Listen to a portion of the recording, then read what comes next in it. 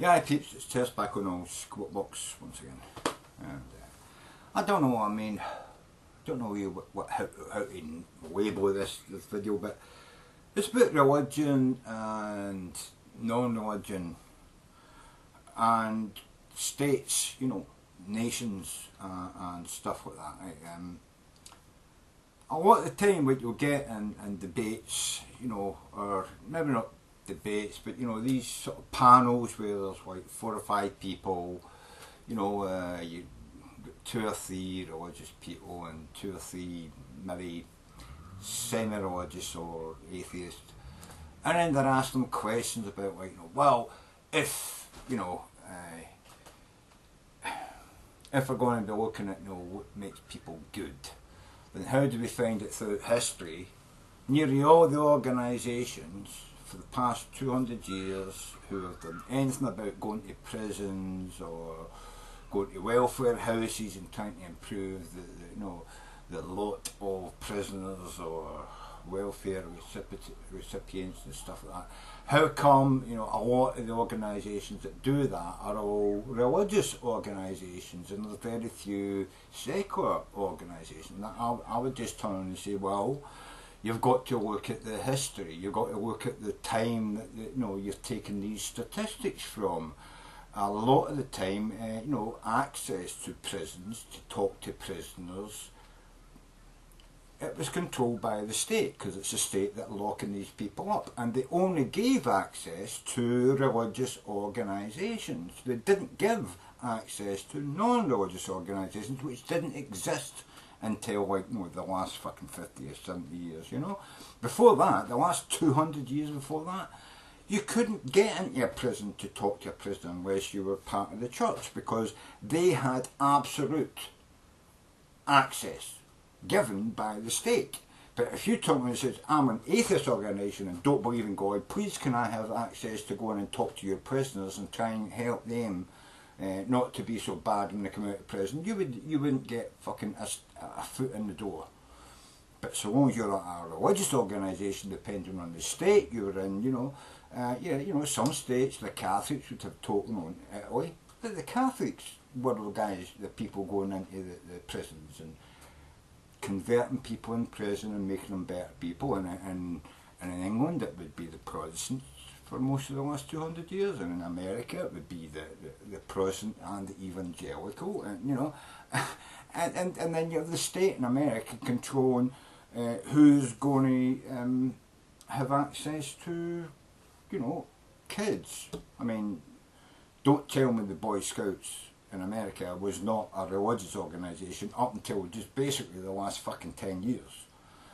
You know what I mean? Fucking, it's only the last year or two where they'll say, well, we'll allow, you know, Boy Scout guides, you know what I mean, the top echelon, you know, the people who I think to be gay. But as soon as you turn 18, well, you've got to leave because you're too old to gay, you know. It's like, yeah, but you know, it's again, it's access prescribed by the state. This is a religious organisation, they get state money, and you have to be religious and follow religious tenets in order to have access to looking after kids or getting into prisons.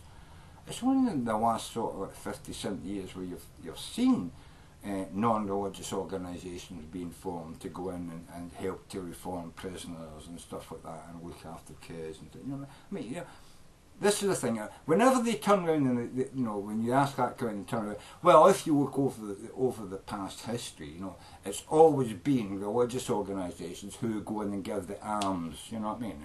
It's always a religious organisation going to you know, the prisons and help the prisoners. You don't see, you know, atheists doing that yet because atheists didn't have access. The state refused them access and prescribed that only religious organisations could have access. That's why it's all religious organisations. It's not because, you know, atheist organisations didn't want to do it.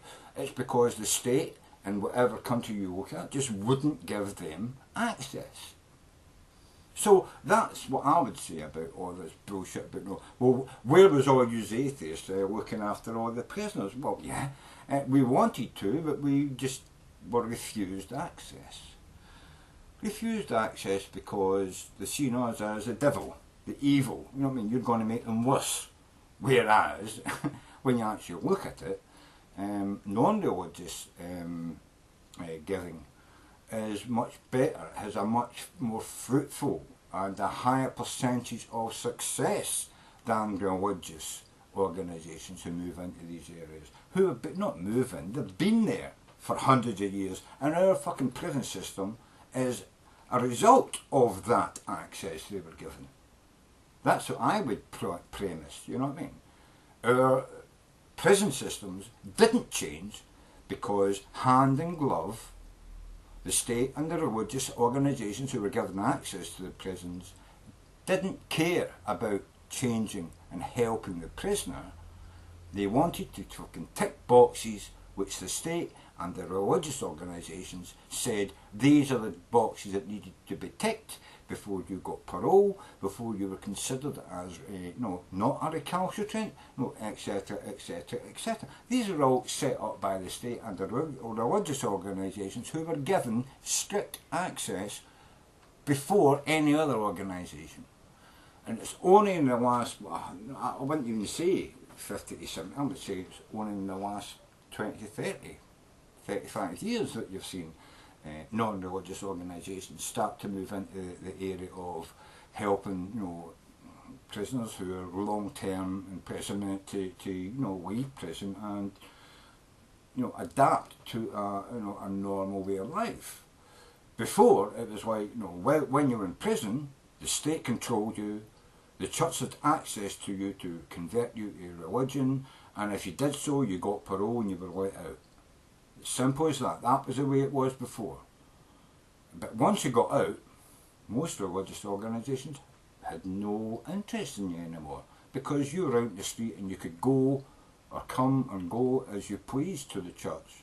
When you were in prison, you had to go to the church to get an extra hour a week out of your cell. You know what I mean?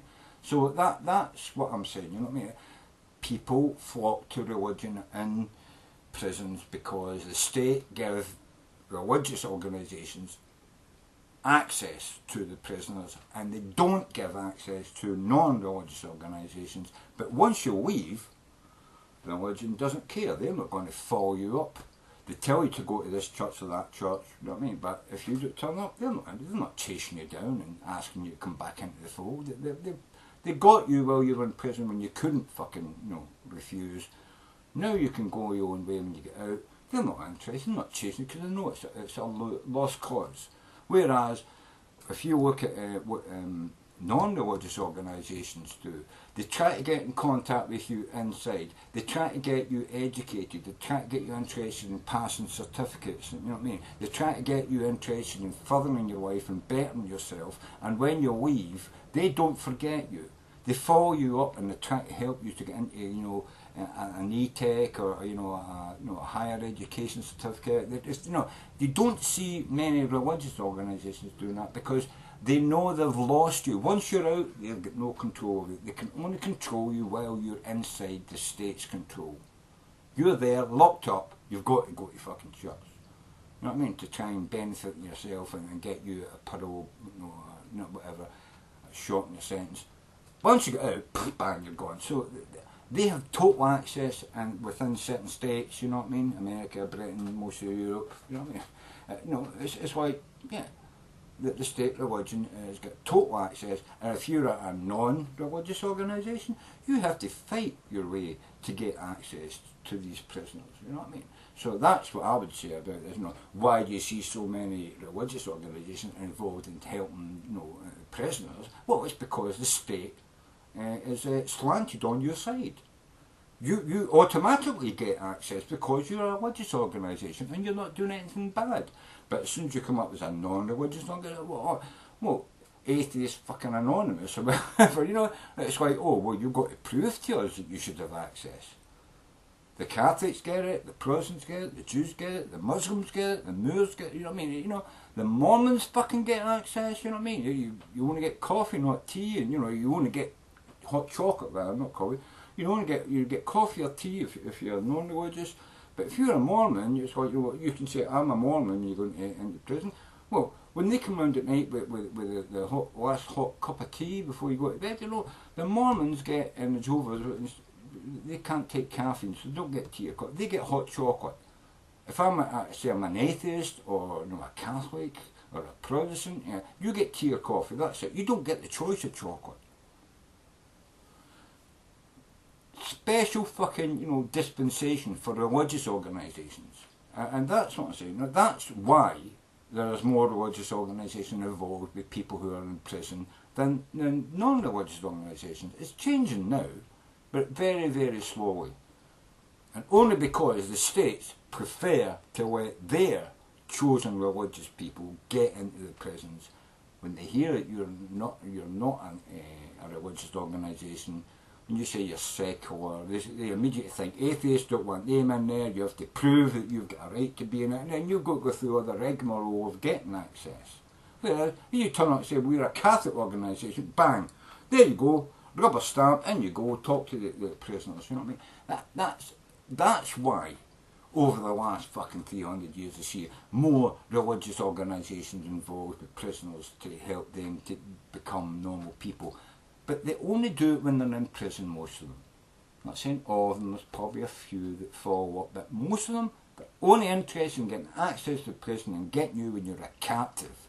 They're not interested once you leave. Too much hassle for them. Anyway, it's on your fucking van, motherfuckers. I don't know if I was eloquently, you know, putting at the point I was saying, but I think I repeated it over and over and over and over enough. You know, like a fucking Michelle Bachmann, you know what I mean? Or a fucking Michelle Palin, you know what I mean? Or a Gingrich, you know, I think I repeated it often enough to be considered a conservative on this matter. Maybe even a Republican. Who fucking knows, you know what I mean? It's on you fucking van, motherfuckers. But anyway, just listen to what I was saying, trying to see through the fog and mirrors and the slurring and the drinking and and the misspeaking. Oh, I misspoke there. I misspoke there a couple of times. Yeah, okay, right. Another good, you know, conservative ploy. Anyway, I think I expressed myself and why I think it's bullshit to even bring that question up and then refer to statistics that go back 300 years. It's bullshit.